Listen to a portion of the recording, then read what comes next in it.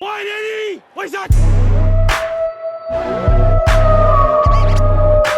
Boy Productions.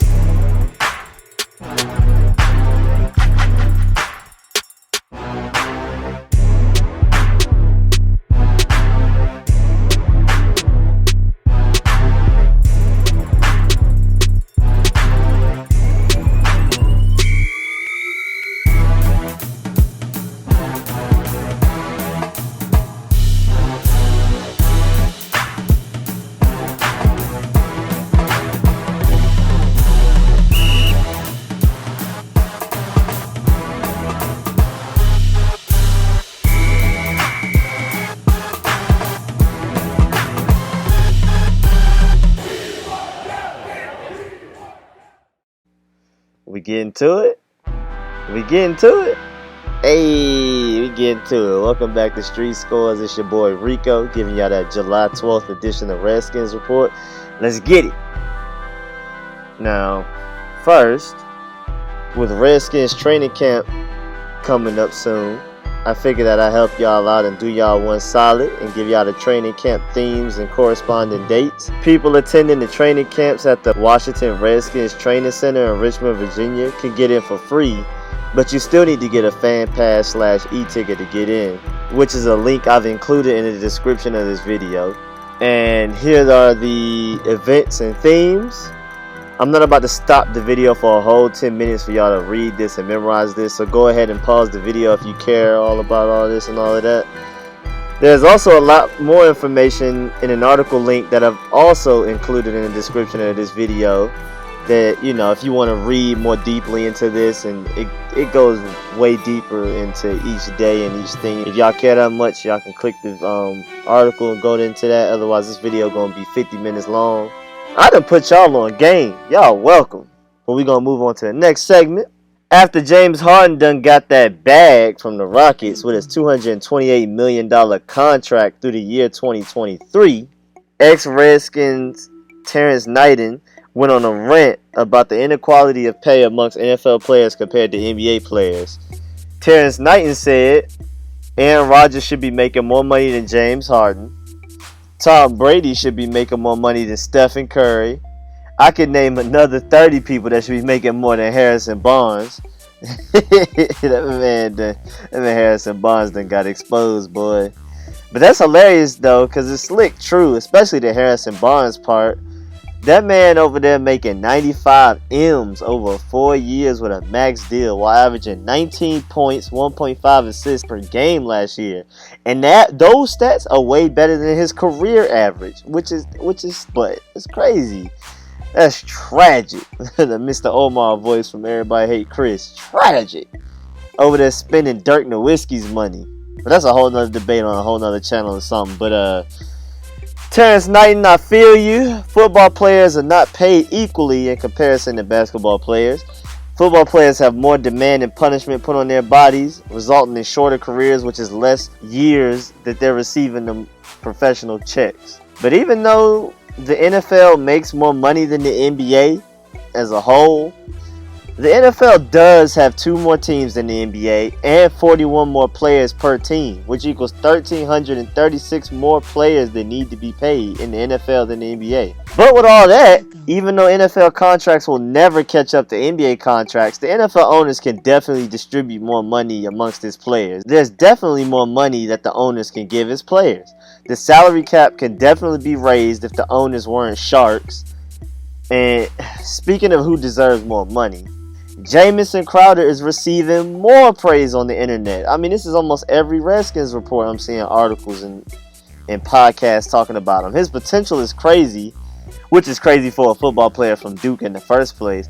But his potential is evident in his productivity last year, even from his limited role. Jamison Crowder was 3rd out of the top 5 receivers for yards after catch from last year. He had a total of 386 yards after catch, but only had 97 targets.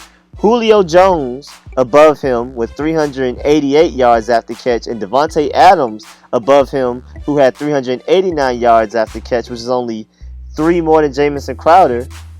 Each of them had at least 20 more targets thrown to them than Crowder. So even with his limited role in our offense, he was still one of the most, well, actually, he was the most efficient yards after catch receiver in the league last year.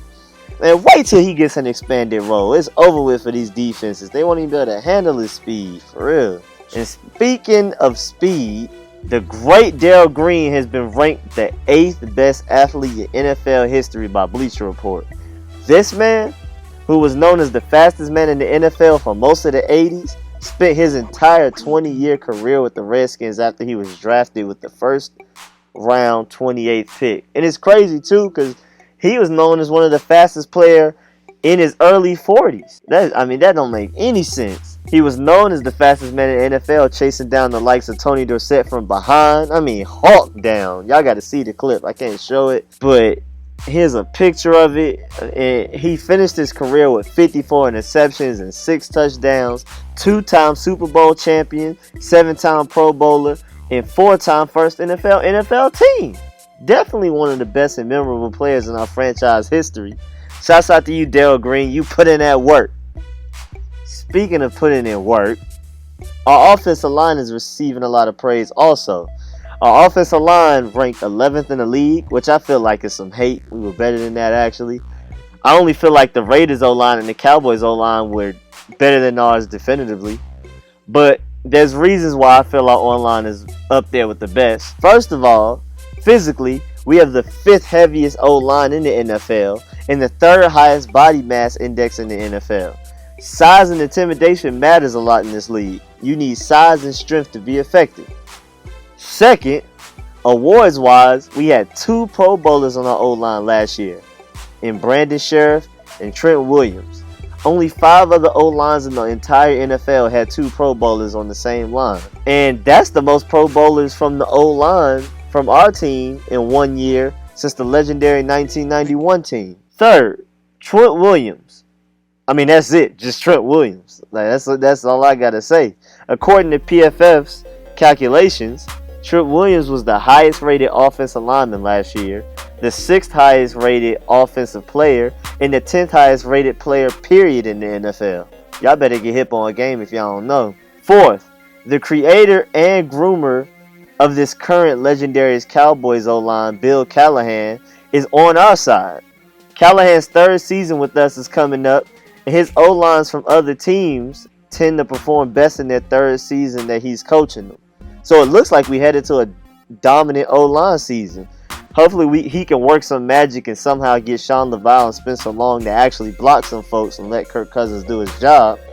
But I'm expecting great things. Speaking of doing his job, it seems like Greg Minuski's out here doing his job. He already being talked about highly by players practicing under his scheme. Junior Gillette said the defense is very aggressive and complicated, similar to the Greg Williams and Rob Ryan's defenses he played in New Orleans. But he noted that Minuski's defense is, quote, more polished and organized, unquote.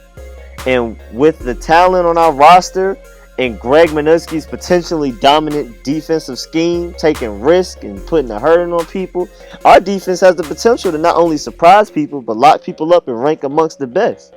We already know how that offense is going to do. Now it's just up to the defense to carry the other half. Now, speaking of carrying, apparently, Redskins rookie running back Samaje Perine is one of the strongest players in the NFL. He is being compared to the freakish strength of James Harrison and his crazy workout routines. Samaje used to do pull-ups from a second-story balcony back when he was in high school, and he even once lifted a car for a woman as she was helping change her own tire. This 4,000-yard career rusher from Oklahoma University also has an interesting workout routine with a deck of cards. He assigned a number system to the cards in the deck and will pull a card out from the deck and do the number of push-ups or sit-ups from that card number. And basically he finishes his workout with 792 reps total per workout. And another ex-Oklahoma running back, Adrian Peterson, known as one of the strongest running backs in history, he can max bench 400 pounds. Well, my boy Samaje can bench up to 440 pounds. At the 2017 NFL Combine, Samaje benched 225 pounds 30 times. And only 4 huge offensive linemen bench more than that. That's crazy. That is Absolutely crazy. That boy Samaje ain't playing with nobody. But speaking of crazy, my boy Clinton Portis. Man, oh man, oh man. He said in a Sports Illustrated feature that he was close to committing murder. He was contemplating killing one of his former financial managers after he caused Clinton Portis to lose millions of dollars from bad investments, stealing money, all kinds of stuff. My boy Clinton sat outside of a building that this manager was in with a gun in his hand in a car with no intention of fighting, but with every intention of killing. Luckily, an anonymous friend talked him out of it, but that's crazy. I honestly feel like he had nothing to gain from releasing this information. Now you got people with job offers scared of you. People who work for ESPN and all that are scared of you. You should have at least came out with a book and used this info as a way to capture people into reading the book. That way you can make a lot of money off of it or something. Like, how much did Sports Illustrated pay you for that info? I hope they set you up for life for them beans you spill, man. Do better, Clinton. Do better, man. He's still my boy, matter of fact. I don't even care. But speaking of doing better, your boy Rico going to New York for a week with my friends and cousins to live it up real quick. 3 out of, like 7 of us have never been in New York. I lived in New York for 5 years going to St. John's University. So it's going to be fun showing them around. I'm going to take my camera with me. I'm about to start up my new YouTube channel, Street Scopes, which is going to be my travel channel. I'm going to put up the times I went to Europe. I'm going to edit those videos. I'm going to do New York. I'm going to do the stuff we do around Atlanta, the times I've been to Maryland, and anything. This is basically going to be my travel vlog. So if you feel like subscribing to that, please do. Thank you. I understand if you don't feel like subscribing until it's up and running. I understand. But yeah, I'm going to be in New York. I've already pre-recorded this video that I put out on July 12th, which is Wednesday.